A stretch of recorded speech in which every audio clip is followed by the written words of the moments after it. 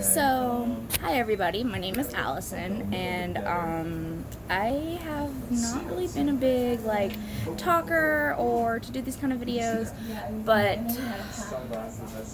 I think this is probably going to be something really good for me, and maybe I can say something that will help others. Hi, baby. And I really want to try to make a difference. A lot has changed in my life. 2 years ago, we'll just give you a really quick kind of backstory. 2 years ago, I was a full-time deli associate for Publix, which is a pretty large grocery chain down here in the South in Florida. I don't know if we really count as South. And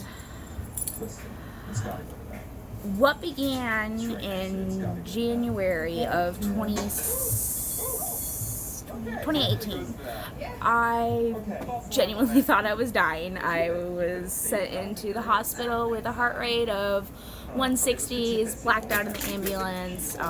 They told me that I borderline had a heart attack, which if I'm in my kind of town, they really don't know anything about medicine, so that's pretty much where we're at. Fast forward to where I'm at now, I have a bunch of diagnoses. My definitive diagnoses for certain are POTS, which is postural orthostatic tachycardia syndrome. So, long story short, I stand up, my heart goes crazy, my blood pressure drops, and I black out. I've had over 30 concussions. Sorry, I got distracted. I saw UPS truck. I had 30 concussions in. The first 15 was in 3 months, and then since then, whatever. I've only had one this year though, which is thanks to this right here. No, not that one. This one. Didn't realize I was holding the camera. This is my medical alert and response service dog, Bopsy.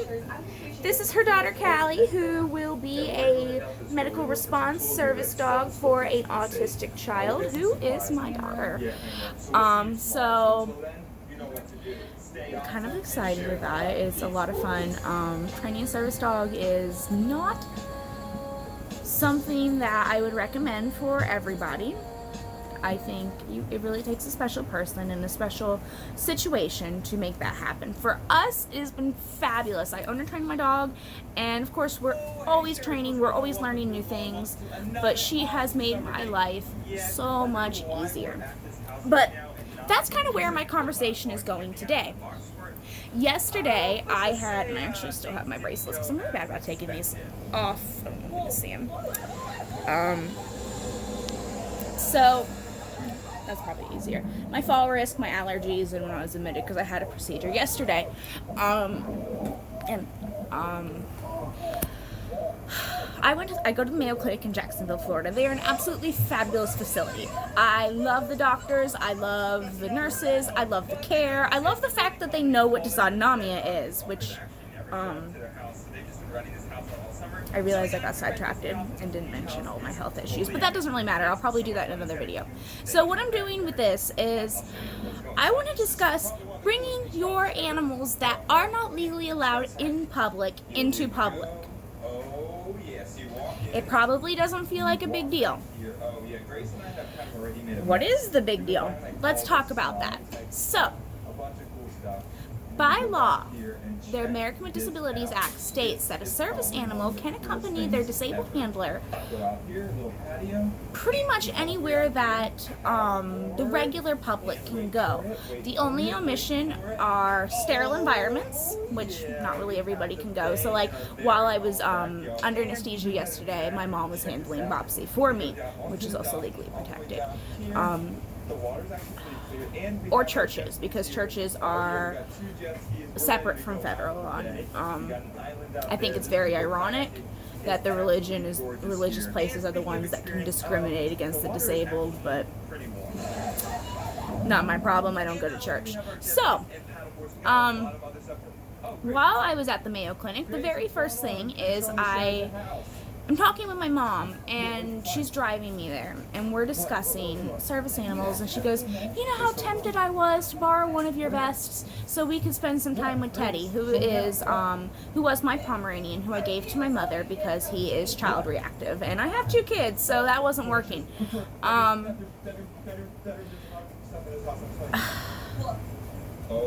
She's my mother, and I love her to death, but it is not going to stop me from telling her that she was being stupid. So, and I told her, I said, well, why? He wouldn't be able to handle it, the stress, and God forbid if there's a child there and he bit the child, you're liable and your dog's going to be put down. Why, if you supposedly love your animal so much, why are you going to bring a reactive dog into public when, if it's labeled as a dangerous animal, they're euthanized? I think there's some gray area on that, like maybe you get like a 1 chance depending on the offense, but why take that risk? But, you know, she told me, oh, I'm just kidding. I'm like, okay, well, and she only takes him to pet-friendly places. He goes to the feed store, and they've worked through the reactivity, absolutely fabulous. The dog is doing great, and I'm really happy for them. Let's see. So as soon as we get to the Mayo Clinic, I see 2 Yorkies on flexi leashes. First off, I hate flexi leashes. Why the heck does your dog need to be 10 feet away from you? You cannot control your animal properly when they're at that distance, unless they're, you know, off-leash trained, and then they don't need the 10 feet. Anyways. Besides that, in my state, the law is a 6-foot leash. I use an 8-foot leash with Bopsy, but it's over the shoulder, so she really only gets like 3 feet because I'm fast. So the dogs are losing their mind trying to attack a person. I don't even bother. I walk through the parking lot and avoid the walkway, which is really unfair that if I was in my mobility assistant device, which is a mobility scooter, I would have really had a lot of difficulty because I wouldn't have been able to use the sidewalk. Thankfully, I just went through the parking lot and through some bushes and made it work that way. And the dogs were, once they saw my dog, done attacking people and ripping on the leads, and she's like, it's okay, babies, it's okay. No, it's not. You have dog reactive dogs and people reactive dogs. Take them home before they bite somebody. Oh, it's a Yorkie, it doesn't matter. Let me get this to you right now. I don't care if you have a Chihuahua or a Great Dane. Your dog comes at my dog is medical equipment. By law, she is defined as medical equipment. So, your dog comes at my dog, I potentially lose my dog. I can't just go to the shelter and pay $50 and get another one. If I'm looking at another service dog, I'm looking at roughly another year minimum before even going into public access consistently tasking if I get a puppy. And I'm looking at thousands of dollars to invest as a owner trainer, and if I do not own a train, I'm looking at $15,000 to $20,000 to replace my dog. And I'm not likely to get another dog who will alert to my oncoming seizures and my drop in blood pressure before I go down. Those are natural alerts and they are not common. I am beyond thankful for this dog, and I will die to save her, just as she saves my life every day. So, I don't care what kind of dog it is. Your dog comes at my dog, your dog's getting kicked. And I have every legal right to protect my animal. And I will. So, that's a lot of reasons to consider not taking your pet. But fast forward, and I'm at the end of my day. I finished my procedure, and I'm running to the restroom.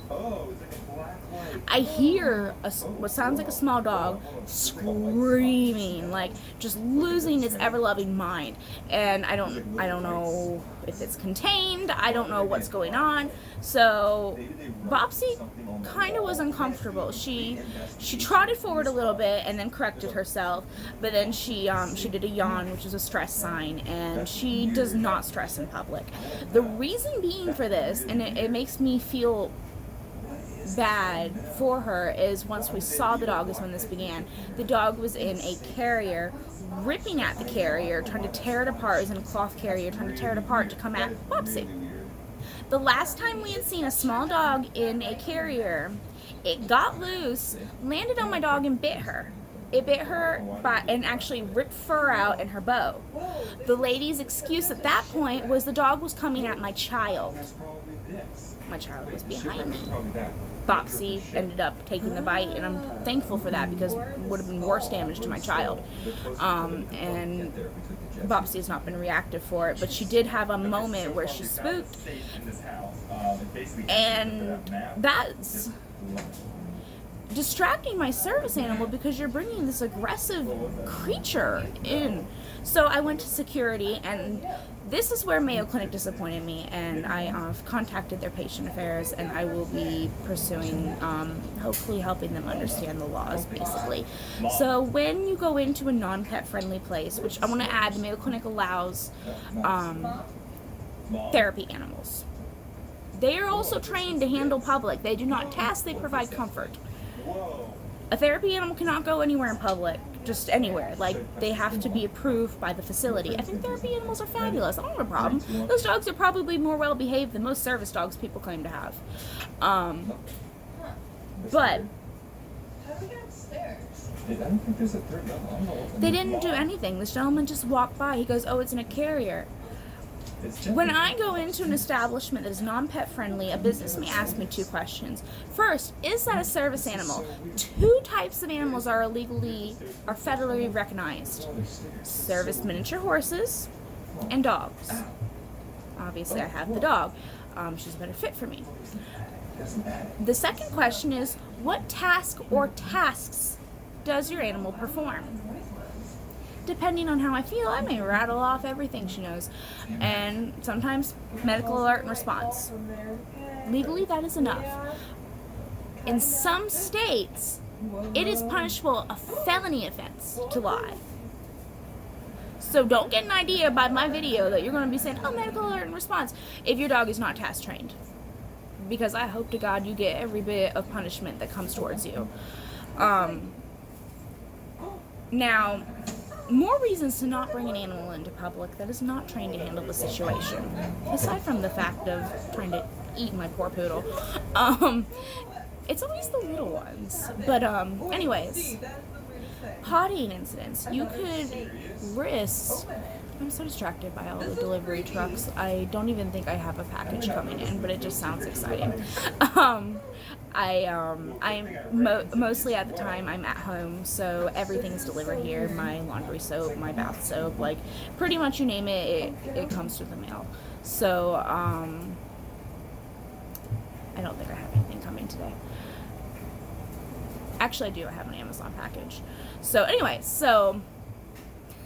bringing your non-service animal, pottying issues, you risk the business being affected against, like, failing a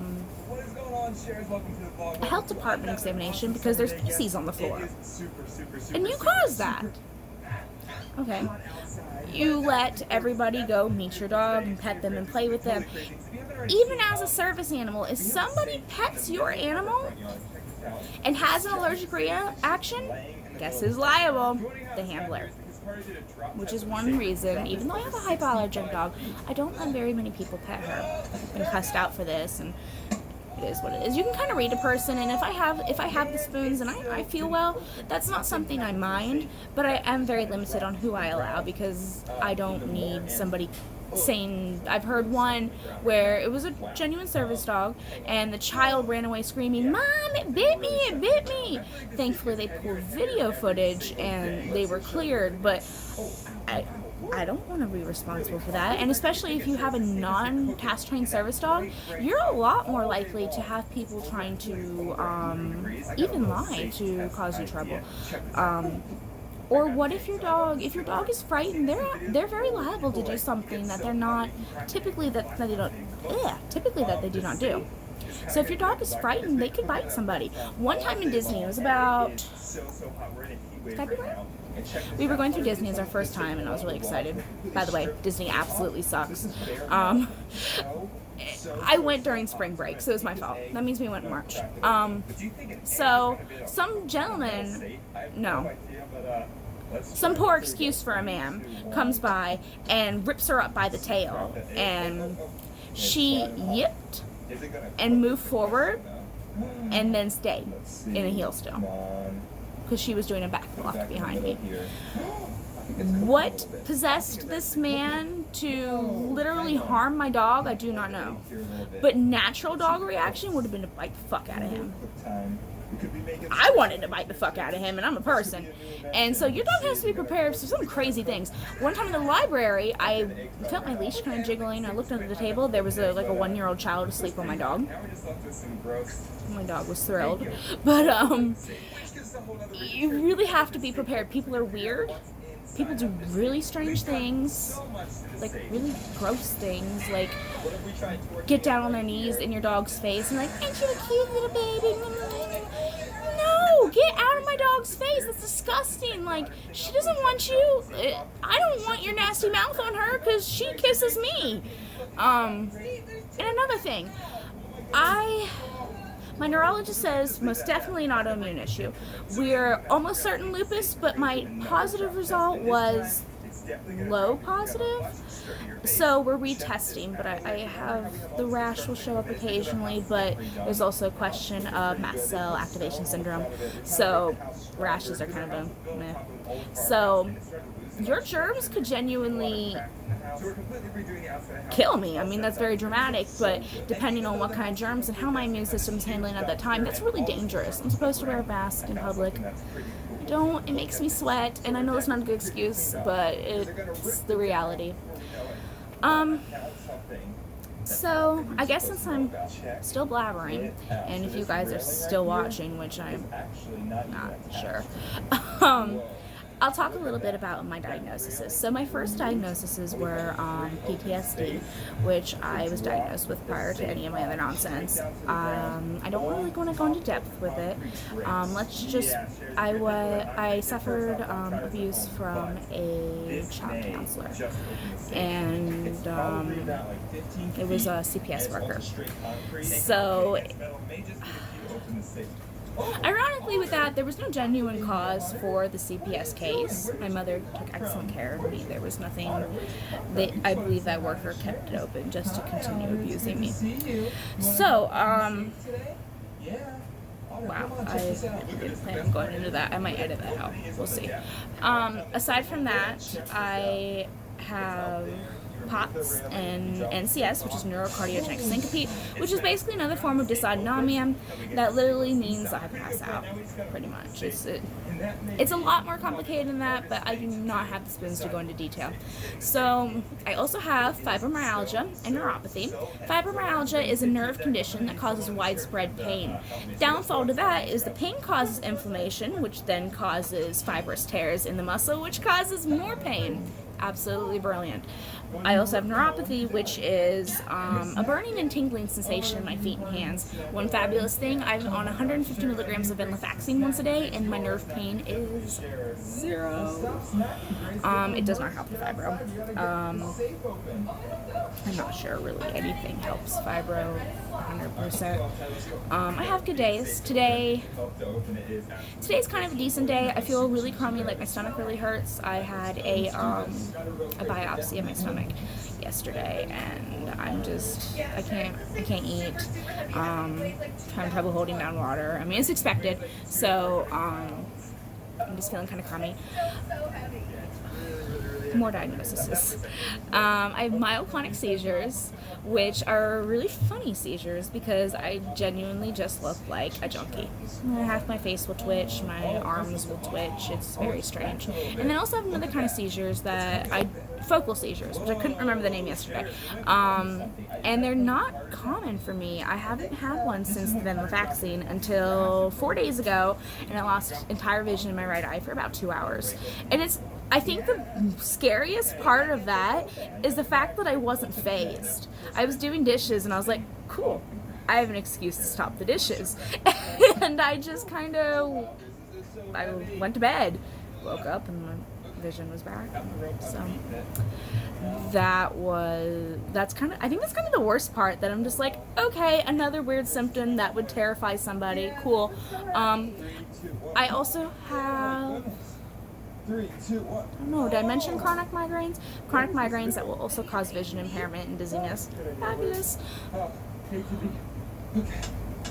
I mentioned the tentative lupus. 2 of my Lyme markers were positive. The CDC requires 3 to confirm a diagnosis of Lyme. However, a lot of doctors believe that's kind of outdated. So I'm going to bring it back up to my rheumatologist when I see her again, and we'll kind of go from there. She put in my last notes that I have a connective tissue disorder, specifically EDS, which I'm going to butcher the name. Ehlers-Danlos syndrome? I don't know much about it at all. I'm trying to understand it, but it seems really confusing. So once again, waiting to go back to see her because I don't remember her mentioning it in the appointment.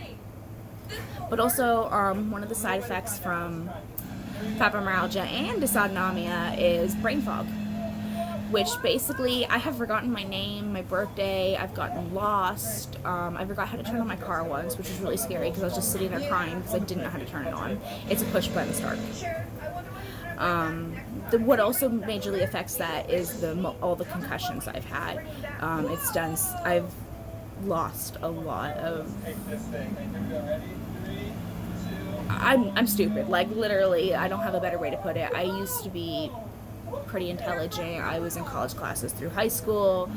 I graduated with high school with almost my entire associate's degree, and now I can't remember my name most of the time. Apparently I gave the wrong name on an ambulance trip last week because they kept asking me, and I had all my prescriptions in a bag because I won't remember them. And they were like, well, what was your name? They said, because you don't have your prescriptions. Who's Allison Price? And I'm like, oh, that's me. What did I tell you? And they're like, don't worry about it. Don't know. So, yeah, so that's kind of a little bit about me. I think I'll probably do more videos to talk about more things. I'm huge on service dog rights. Let me correct that. I am huge on disabled rights. The service dog has absolutely no rights. It's the disabled handler that has the right to bring their medical equipment. And another thing I'm really big on is just animals in general. I have a large colony of feral cats here that I've been working on, trying to get them all spayed and neutered and vaccinated.